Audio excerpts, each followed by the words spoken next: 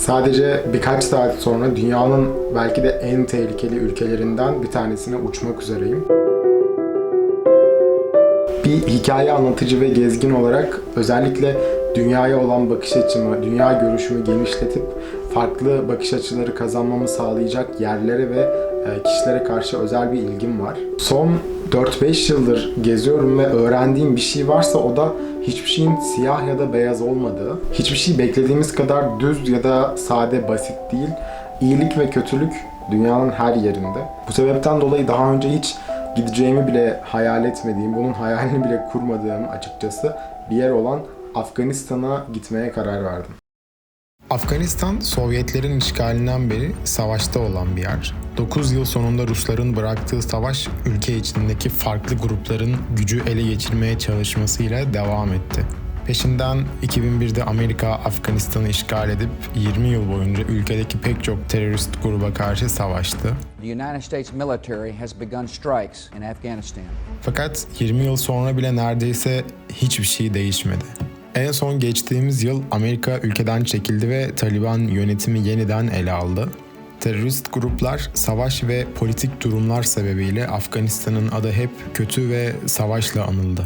Tüm bunların yanı sıra Afganistan'da son derece gizli kalmış çok eski ve zengin bir kültür bulunuyor. Tabii şunu da unutmamak gerekir ki şu an gittiğim ülke Taliban'ın yönetimi altında ve tam olarak ne olduğu bilinmiyor. Yabancılar son derece rahat bir şekilde kaçırılabilir. Büyük şehirlerde her an bir yerde çatışma çıkabilir. Yanımda önemli bir yardım kuruluşunun Asya'daki yardımlarını koordine eden çok kıymetli bir abim ve aynı zamanda Afganistan'da bizi karşılayacak yerel bir partner olacak.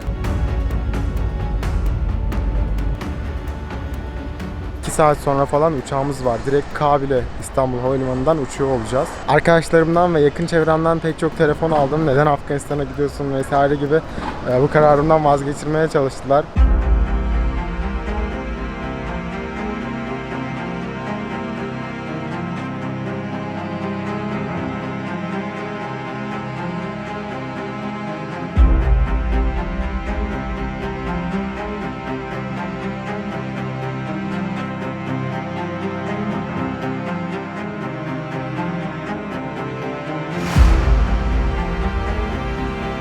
Resmi olarak Afganistan topraklarındayız.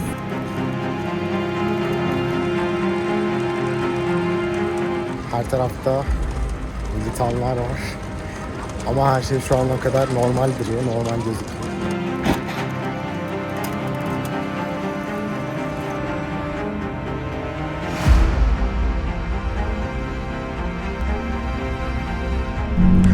Ta küçüklüğümden, belki de bebekliğimden beri hep savaş haberleri, belgeselleri ya da Amerika'nın yaptığı milyon tane bu hakkındaki filmle büyüyen biri olarak şu an Kabil'in içinde bulunmak gerçekten çok acayip, çok enteresan, dikkat çeken özellikle bir şey var ki her caddede bir silahlı ya da bir Taliban üyesi görebilirsiniz.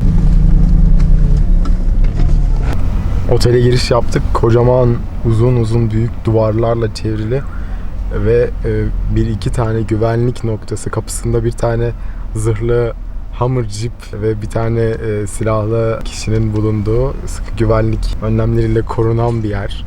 Burası Kabil, burası Afganistan. Sanırım şu an arabanın altını falan kontrol ediyorum.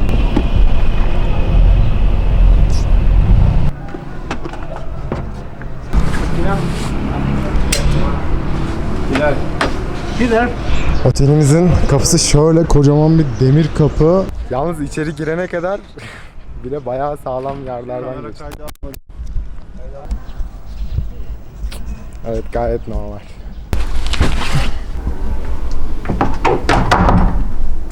Wow, odaya bak. Oha abi, nasıl Afganistan'dayız ya? Afganistan, Kabil. Allah'ım ya Rabbim. Neredeyim ben? Nasıl geldim yine böyle yerlere? Duş alıp hemen sonra dışarı çıkacağız. Kabil'i keşfetmeye çıkacağız birazdan.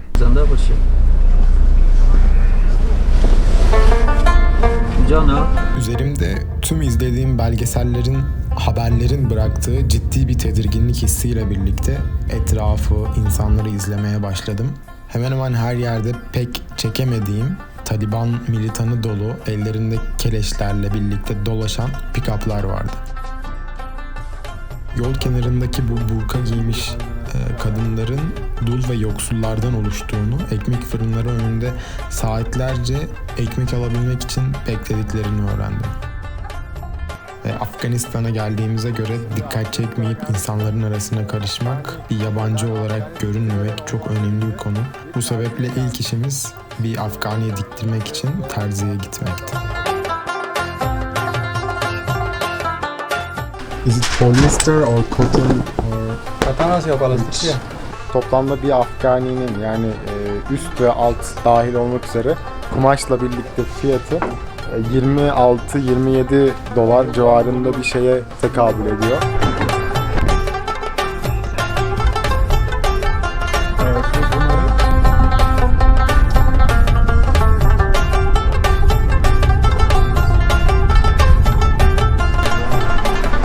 Ve şimdi Afgani'ye diktirdikten sonra sıradaki durağımız aleykümselam. Özbek pilavı yemek için bir başka yere geldik. Hoş geldiniz. Selamünaleyküm. Kardeş nasılsın? Hoş Teşekkürler, geldin. çok Buyur, sağ olun. buyur. Selamünaleyküm. Hoş geldiniz.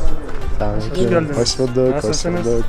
Elleri yemekten önce bu şekilde getirilen suyla birlikte yıkıyoruz.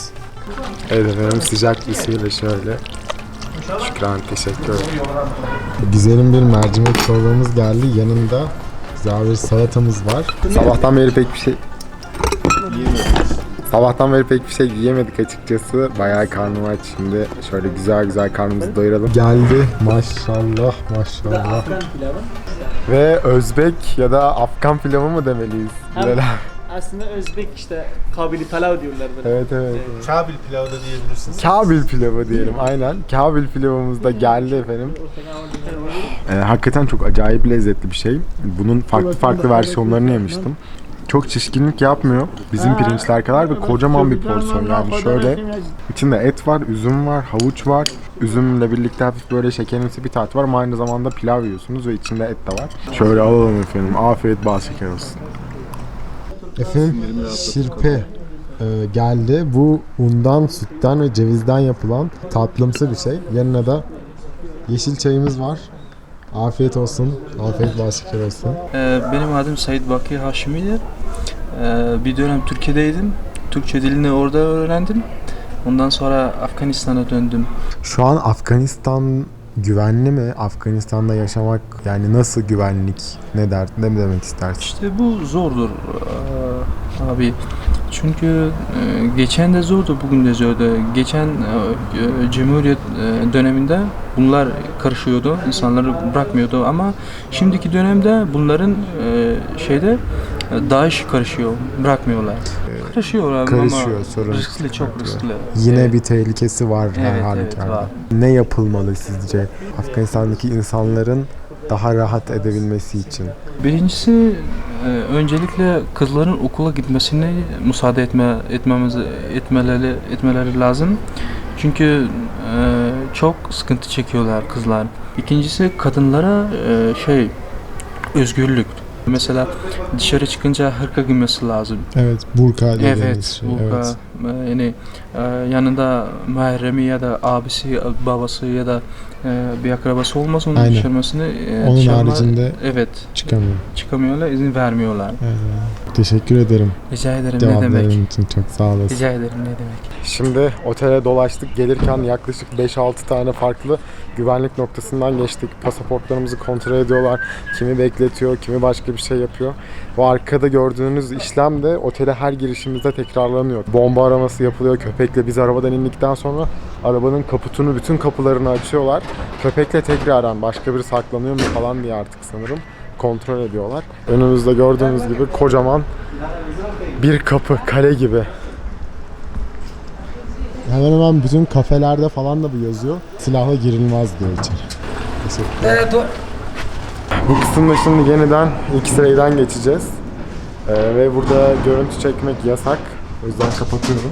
Otele girişte bile o kadar güvenlik aramasından geçtik malum. Hakikaten dünyanın en tehlikeli ülkesinde olmak böyle bir şey demek ki. Çekemiyorum maalesef. Yani Taliban her yerde. Her yerde silahlı askerler var. Kontrol noktalarında böyle umarsızca durdurup değişik sorular soruyorlar. Bir tane adam pasaportumu aldı ve pasaportun hangi sayfasına bakacağını bile bilmiyordu. Çok belli. Hiçbir resim olmayan sayfaya baktı ve sonra bana verdi falan. Garip. Böyle bir şehrin içinde bulunmak da hakikaten ürpertici bir tarafıyla. Bir tarafıyla da bir rahatlık hissediyoruz. Çünkü Türk'üz. Türklere karşı çok sıcaklar, yakınlar, bir sorunları yok. Bunu biliyoruz. Kabil, Afganistan'dan şaka gibi hala. Herkese iyi geceler. Hoşça kalın. Yarın görüşmek üzere. Bir sonraki videoda halen sıcak çatışmaların devam ettiği Penjshir Vadisi yakınlarından ilerleyip dünyaca ünlü Hindukuş Dağları üzerinden Afganistan'ın kuzeyine ilerleyişimin hikayesini paylaşıyor olacağım. Afganistan'ın kuzeyi asıl beni heyecanlandıran bölge. Çünkü orada hem Özbekler hem Tacikler gibi pek çok farklı Türk kökenli millet de yaşıyor. Afganistan'da yaşayan Özbek ve Türkmen köylülerin evlerine misafir oluşumu ve onların köylerini dolaştığım bir sonraki videoda görüşmek üzere.